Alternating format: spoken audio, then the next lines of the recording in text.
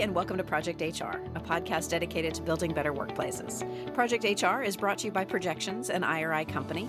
IRI helps organizations navigate workplace challenges, improve employee engagement and productivity, manage labor relations, and implement effective communication strategies to achieve their goals. For more information, you can visit Projections online at projectionsinc.com.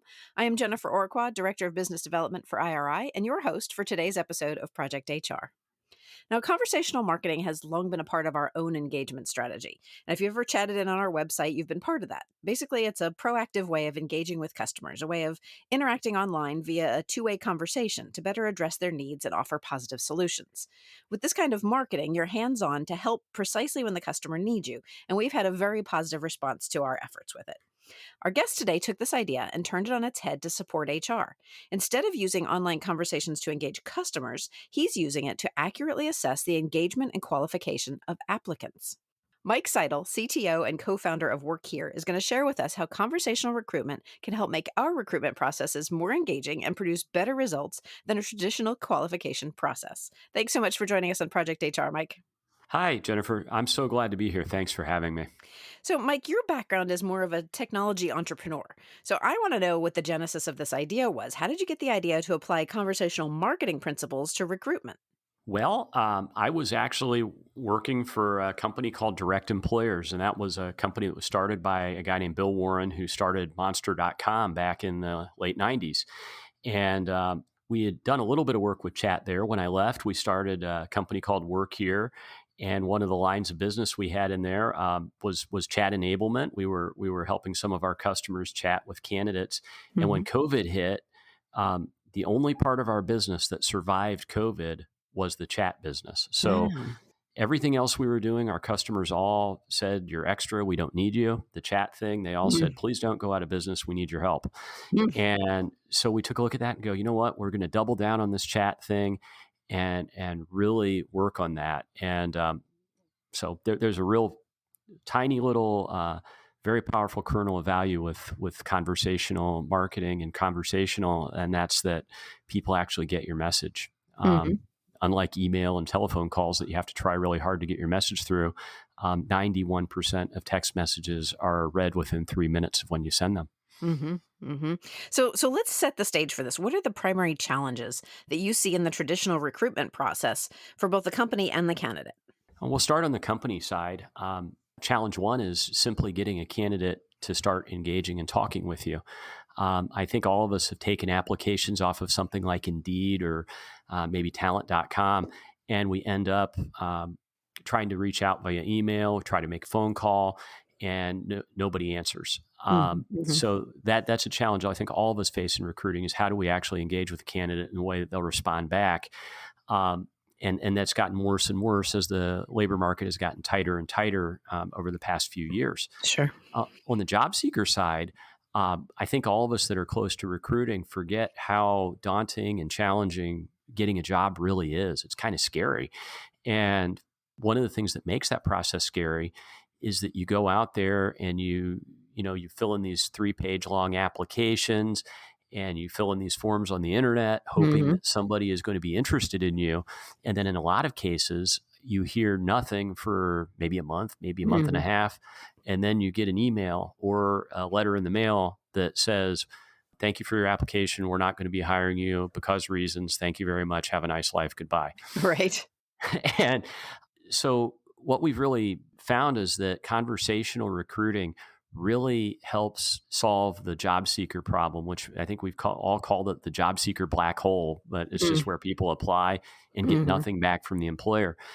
When you go conversational, you're able to give that candidate immediate feedback at every step of the process. And it's surprising, even when somebody gets told, no, you can't have a job, they still end up rating that experience really, really high as far as their satisfaction rate goes. So we found that really there is a way to fix the black hole. And then that kind of goes back to the employer. If you fix the black hole, it has a huge impact on your employer brand. And overall, even employee satisfaction rates are affected by that because people, as they onboard, have a great experience. Yeah, obviously far superior to the "Don't call us, we'll call you" form letter. So, and obviously Yeah. that's a challenge for HR in and of itself, responding to those candidates. So, I'd want to know, what is more difficult for the HR folks in general. Is it maintaining engagement for a qualified candidate, or just screening out those unqualified candidates, or are both equally challenging? Well, if you look at what most recruiters spend their time on, they'll spend up to 80% of a week doing screening. And a lot of that screening is just, okay, we've collected 100 resumes. Let's go through the stack and figure out who we're going to call. Hmm. A lot of the stuff, so we buy AIs and we buy, screening tools and that kind of thing. And those help a little bit. But at the end of the day, we're still really pushing a lot of that to the recruiter. And so what we found is by engaging right when somebody applies for the job, connecting them into a conversation with a live human, getting those initial screening questions out of the way right at the beginning of the recruiting process can shave 60, 70, 80% of the workload off of a recruiter and make Wow. it so they're focused on engaged candidates that are qualified for the job. So, for our listeners, what would be the benefits of using conversational recruitment to assess candidates in their pipeline? Obviously, you alluded to some numbers there, but can you get a little more specific on what those benefits might be? I think there's a couple of big ones. The first being time to hire. We generally see with clients that we work with, when they switch over from old style phone and email recruiting workflows over to conversational, they're able to take their time to hire from sometimes weeks and months down to minutes, hours, and days. Hmm. And it's hard to understate how much faster you can go when you're not waiting for the candidate to get back to you for 3 or 4 days at a time, like phone and email. It really speeds things up. The other thing that we see is about 13.1% of job applicants off of job boards and ATSs have inaccurate information that causes them to be screened by the applicant tracking system. Hmm. So I'll give you an example of that. We do a lot of truck drivers, and a lot of them will have on their resume or on their application, they'll maybe have on their Indeed profile when their CDL license expires, Hmm. and it will be last year. And so the Hmm. ATS looks at that and goes, oh, expiration date is less than today, so disqualified. Oh, wow. A human chat agent will look at that and go, well, this person wouldn't have applied if they weren't qualified, so let's ask them about that. So Right. when's your CDL license expire? And then they tell us, we update the profile, push them back to the ATS, and Hmm. that sometimes turns into a hire. And clearly, that's a benefit to the applicant as well as the hiring manager. So that's a great thing. All right, Mike, we're going to take a quick sponsorship break right now. But when we return, I want to dig deeper into conversational recruitment. So stay with us.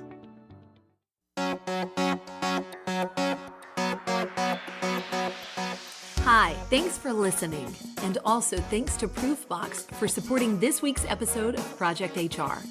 Proofbox is like Netflix for labor relations. Every video, every resource, immediately at your fingertips. Instantly stream the employee communication titles you need and allow members of your leadership team to do the same. Learn more at unionproof.com/proofbox.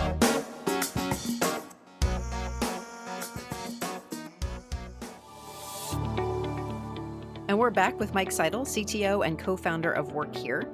Now, Mike, you aren't just doing online chat, you're also texting. You talked about that in our first segment. How does that work? How does texting improve the process?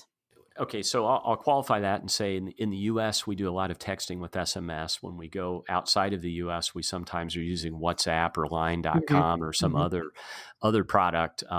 But the reason we use texting is because the recipient gets the message.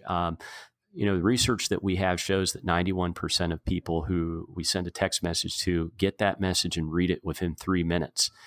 I don't know of another communication channel where we have a 91% read rate. If I Sure. talk about email, we're all happy if we get a 20% open Right. rate. Yeah, for sure. Yeah, That's abysmal. yeah. Well, it doesn't mean they actually read the message. It just meant that they clicked on the subject and Yep. and the browser opened it up. So, we find that the read rates are really high with SMS. The other thing is people respond to them, and this is something that's just amazing to me. We have a lot of recruiting that's done out there with SMS, where they're just sending a message and saying, "Hey, we have this job open. You can apply for it here. Here's a link. Click on it." If you were to do that with a question instead of a link, you would be amazed how often people will engage with that. We do a lot of re-engagement work for our customers where they'll give us like all the people that applied for a Java programmer job, and we'll do an outreach campaign that'll be like, hey, Jennifer, you applied for Java developer last year. Are you still interested in that position? And anybody that says yes goes right into a recruiting conversation. And just by taking the whole web step out of it, we remove several disconnected steps, and we actually make that whole recruiting funnel a lot less leaky.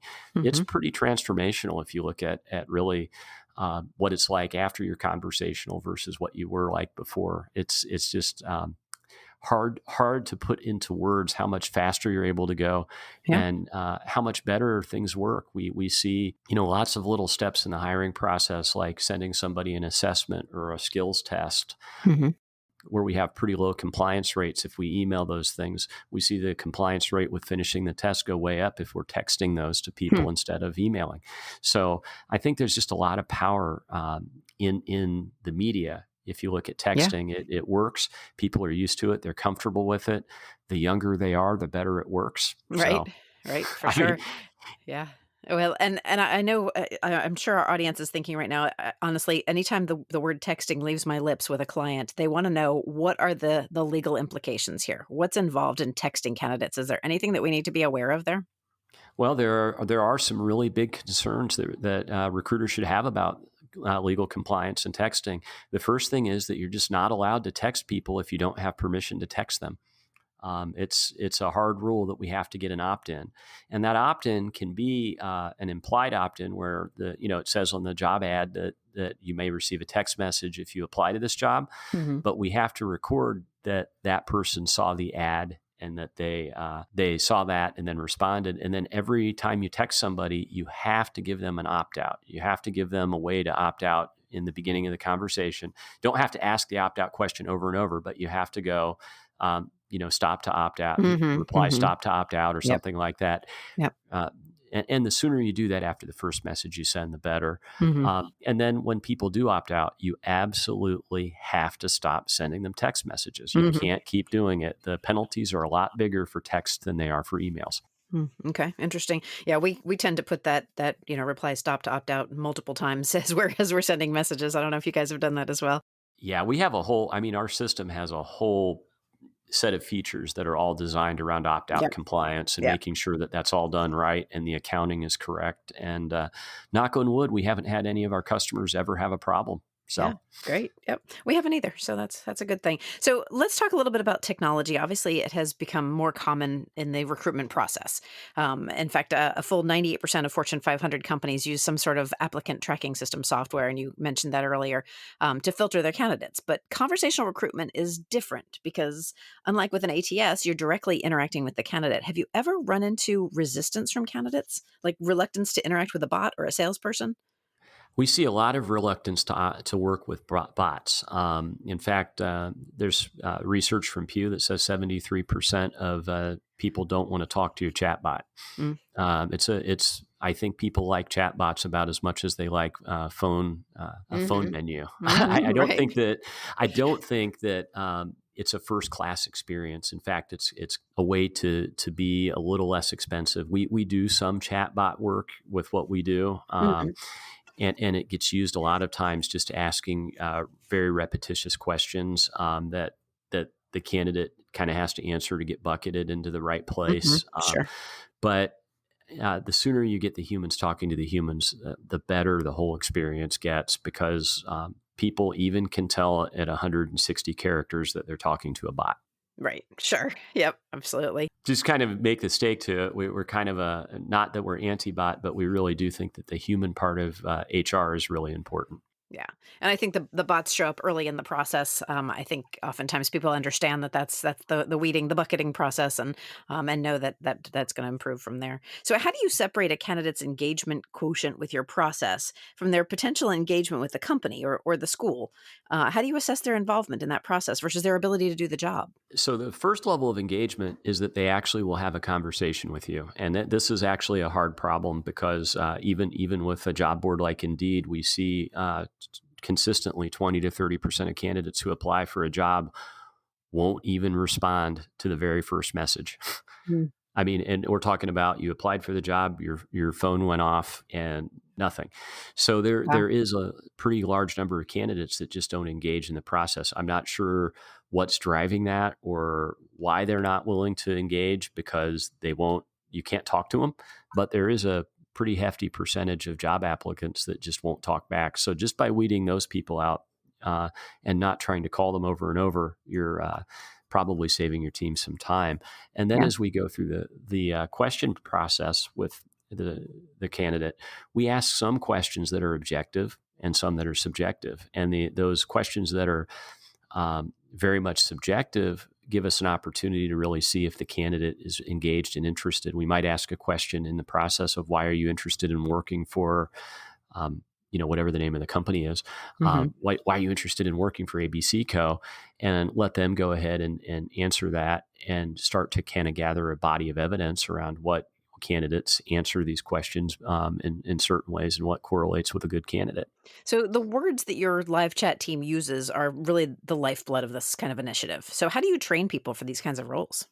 Okay, so that's a really great question, and we do two kind of levels of training. One is we train a lot of recruiters on how to do chat, and then the other part is we have our own chat team that we do some outsourced chat from behalf of our customers. Hmm. And the training that we do really starts with kind of some basic customer service stuff, like how do you respond to a question like, "My mom has cancer, I need a new job, can you help me?" How do you show a little empathy, Right. which is something that really differentiates a human experience from a Sure. bot experience. Hmm. And then we spend an awful lot of time developing the scripts and the questions that get asked and the language that gets used. Everything gets analyzed. In fact, we have a data scientist and some AI tools that we use to evaluate conversations and look at every step of the process and go, hey, was this a good question to ask? Was this a good response? How come we're seeing 80% of the candidates go away after we ask this particular question? Mm. We're always looking at those things and providing feedback on that to our customers so that they can ask better questions and not scare off the good candidates. Right, for sure. I love that idea, that ability to sort of iterate and discuss, what really works to connect with people. So, Mike, we're going to take a quick time out for another break. We're going to be right back after this. You're listening to the Project HR podcast. I'm your host, Jennifer Oraqua, and our guest today is Mike Seidle, CTO and co-founder of WorkHere. We're back. So let's get into some specifics about your company and the services you provide to companies and HR professionals. Can you tell us a little bit about WorkHere? At the most simple level, what we provide is chat for recruiting. Okay. We do chat enablement. We have a software platform that you can hook up to your applicant tracking system and hook up to job boards and your career website and make it so every interaction, whether it be a job apply or somebody has a question before they apply for a job, can go to a live human. That live human could be somebody on your recruiting team, or it could be a professional chat agent that you're outsourcing to on our team. Hmm. So we kind of provide both the outsource service and we provide the technology. We really specialize in orchestrating the conversation and making it so when we go kind of from apply to high Mm-hmm. and then from high to hired, if you will. Mm-hmm. Interesting. So Pivot CX is the conversational recruitment product that your team sells. Can you tell us a little bit more about how that works? Sure. At the most basic level, what we do is hook that up to wherever you get job applications and connect your recruiting team so that whenever somebody applies, be it on your career website or through Indeed, Talent.com, LinkedIn, or any other source, we can start a conversation. And that conversation can be a mix of automated and live human conversation with the candidate. We help companies develop the scripts that get used on that. We can also supply chat agents if you don't have recruiters that have enough time to do the chatting. So do you ahead of time determine behaviors that in the chat or in a text conversation would get a candidate screened out? Is that determined by the client? Is that based on your criteria? How does that work? That is almost always determined by the client. Okay. There are some behaviors. If somebody texts in a illicit picture or something to a chat Sure. agent, we Sure. might screen somebody out for Right. you. Right. But outside of that kind of thing, really the criteria that you use for hiring it's going to really be up to you and your company, not up to us. We just need to understand what it means. And, what are the things that we can talk about and what are the things that we shouldn't talk about. And those things are always different based on where you're located and what the laws are where you're at. In some areas you can talk about drug screening, and other areas you can't. And so we just need to understand what it is for your jobs, what we're allowed to do and what we're not. And we can do that. Okay. And you mentioned earlier in our conversation about how WorkHere can reduce the time to hire from, weeks or days or to even less time than they would expect. Is there a point at which you turn that texting conversation over to the client, or is that all handled by your team? In some of our clients' cases, from minute one, they're doing all of the chatting. Oh, okay. That we're just providing the software and a little bit of support for them. In other cases, what we do is we go usually from the apply all the way up to let's schedule an interview, or let's schedule at least a callback from a recruiter. And by doing that, we're able to really help the recruiters save a lot of time, because they're not spending all the time on just screening and outreach and trying to get somebody on the phone. Yeah. And really, that just in and of itself can really change the game for small recruiting teams. Yeah. I'm also fascinated, we've been talking about the recruitment applications and, of Pivot CX, but we mentioned earlier that this is also in use for schools, for college admissions. And I assume that was sort of a natural progression. If you're hiring, interns at an entry level, why can't you do that to screen for college admissions? How does that process differ when you're looking at college applicants? Yeah. So the use case over on college applicants is a little different. We're doing less screening and more selling is what's going on there. What happened with this is we had a very persistent little community college that wanted to use our text system for recruiting students of all things. And we were like, well, we don't really do that. We don't really do that. And they just kept on calling until we finally just go, okay, we'll set you up, and we're not experts on what you're doing. We're good at recruiting employees, but we're not really good at students. And they went for it. And what's really interesting is it turns out conversational is a great way for colleges to engage with prospective students, because they get the message. So many colleges are busy sending emails to 18 and 17-year-olds, and don't answer email. 17-year-olds do a lot of things. Yeah, email's not one of them, right? Yeah, for sure. So, Mike, how can our listeners get in touch with you if they want to learn more about WorkHere or Pivot CX? Okay, so the website, pivotcx.io or workhere.com, either one of those two will work right now. I'm on LinkedIn, Mike Seidle. You can find me pretty easily. Absolutely would love to chat with anybody who's interested in learning more about conversational recruiting and how to text enable your team. Wonderful. All right. And links to the WorkHere website will be included in this episode's companion guide. So be sure to unlock that today at projectionsinc.com/podcast. Right now, though, Mike, it is time for our lightning round questions. And these are questions we ask of every guest of the podcast. Are you ready? Sure. All right. So our first question is a topic showdown. In this episode, we've been talking about conversational recruitment. In your professional opinion, Mike, which virtual assistant reigns supreme, Siri or Alexa? Oh, I would go with Siri. All right. Very good. So what is the best book that you've read recently? Wow, that is a good question. The books I read are very boring and very technical because I'm a software developer. So the last book I read was believe it or not, the NIM book. Okay, very good. So tell us, what's your favorite thing about working at WorkHere? Actually, it's the people I get to work with. We've got a great team here, and it just it makes waking up and going to work fun. We've got some really good young people and some really good old people, and they've just kind of come together in a great little team. Nice. All right, what is the best piece of advice that you've ever been given? My favorite piece of business advice is there's only 2 rules in marketing. The first rule is do something, and the second rule is do it better next time. Going back to that iteration we talked about earlier. All right, last question. Who or what inspires you? Oh, wow. So I have 5 kids, and those 5 kids really drive me in almost everything I do. They really make life interesting and fun. And that really, for me, is where my true north is. Yeah, that's an inspiration for sure. Mike, thanks so much for joining us today on this week's episode of Project HR. All right, thank you so much for having me. And thanks too to our listeners. And once again, this is your reminder to grab the companion for this episode at projectionsinc.com/podcast. If you'd like to be on Project HR, or you know someone who would, feel free to email us at projecthr@projectionsinc.com. And last, but certainly not least, to make sure you never miss an episode of Project HR, we hope you'll subscribe to the podcast. Drop us a line, leave us a review, or give us a handful of stars wherever you get your content. That's it from me for now. Let's make it a great day at work.